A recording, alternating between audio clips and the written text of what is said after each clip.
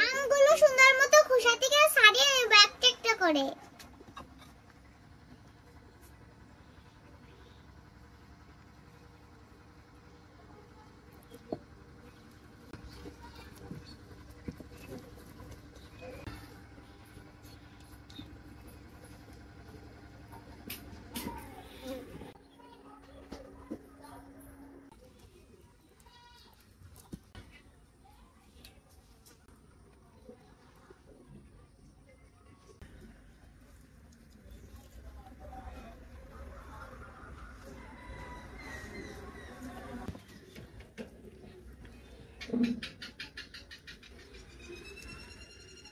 বন্ধুরা, আমার আম ছাড়াতে কষ্ট আছে, তারপরে আমি চেষ্টা করে যাচ্ছি।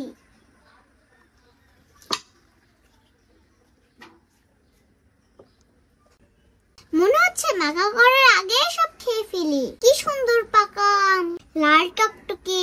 মাখা করলে না জানি কতটা মজা হবে। সেই অপেক্ষায় রইলাম মাখা করে খাওয়ার জন্য। দেখি আজ কেমন মাখা করতে পারি।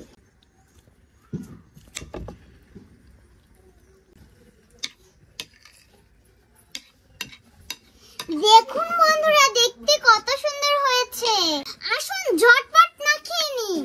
প্রথমে আমি কাসুন্দি দিয়ে দেব, বেশি পড়লে কিন্তু ভালো লাগবে না।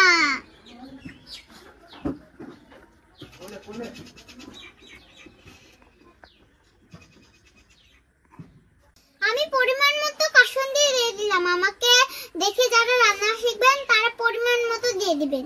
স্বাদ মতো লবণ দিয়ে দিচ্ছি।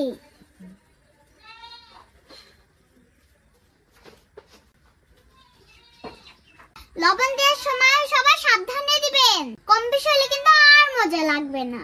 এবার আমি সুন্দর করে আমগুলোকে মাখিয়ে নিব।